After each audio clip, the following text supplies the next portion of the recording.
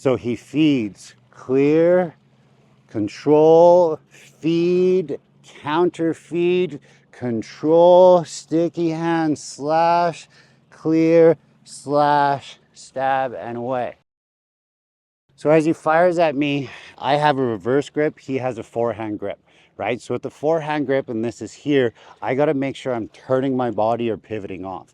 Because when I bring my knife in, if I just do this, he's still gonna slash me, right? I don't wanna use my muscles, I wanna use my whole body. I'll show you how it translates into my self-defense after. So I'm turning, clearing, and pushing forward. Once that happens, I personally don't like attacking until I know I'm controlling the elbow that has the weapon. So I'm controlling that elbow, it's time to attack. I bring mine in to feed, little R knees for you. He stops that motion. His knife comes up and stabs. Notice at that point, I need to move my left arm. So as he goes to stab, I'm gonna kind of like matrix turn out of the way as I move this. At the same time, check out what my right arm is doing. He's training to control and grab it. I'm turning over and I'm clearing this out of the way. This is where it depends how mean you want to get. You want to slice that nipple, go ahead. You can slice into the neck. All depends on what you're okay with.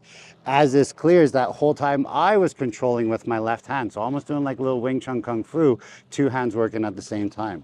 As the slash comes around, maybe it's a bicep slash, I go back to controlling that elbow. I clear the elbow out of the way. I slash and I stab. One more time for you guys.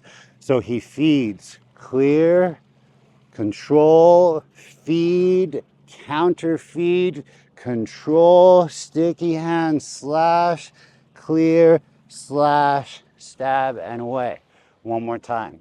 Comes in, turn the body, control the arm, feed, clear out of the way of the feed, open this up, slash, clear, here. There's a lot of training here. I'm gonna try and break it all down for you self-defense wise. If he has his knife, I can't move backwards, I can't run. Obviously that's a big thing with knife work.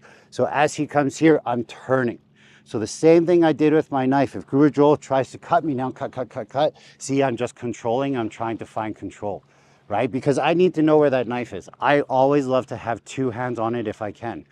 Guru Dean Franco showed me to do this, to get a grab and to be able to get this at the same time. Nothing wrong with that at all. You can go double catch, you can do a lot of different things.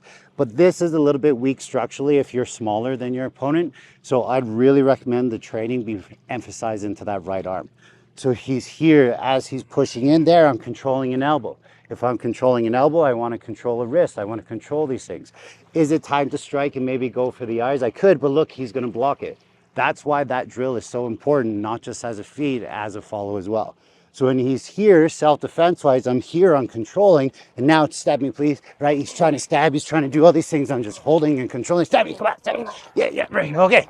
Now I run away and look what I have. Now I got a big ass rock. So let's do the same drill with my rock in my hand. He comes at me, I'm turning, I'm here. Ooh, look at how big his eyes are now, right? See how he's a little worried about that? So he goes and he stops that, he feeds the knife at me, now I'm moving. So we're just fighting this control. If his grip comes over top and controls this, I'm in, smash, smash, smash. There's a lot of things that we can do. Apparently I really like that rock, okay? So when he's here, turning, clearing, he can stop the feed, he comes in to feed again, I'm outside, I'm controlling. Maybe here again, I go to my wrestling catch, I go to my 2-on-1. Maybe I go into my wrapping technique. Maybe I go into my headbutts. Maybe I go into my eye gouges.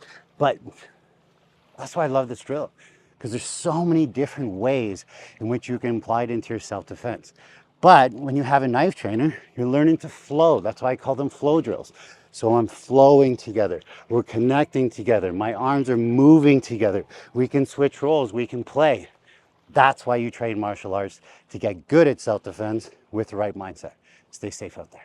Whoa! Boom! The self-defense industry is broken, wouldn't you agree? Have you gone from martial art to martial art looking for the responses that you need to have for a self-defense situation?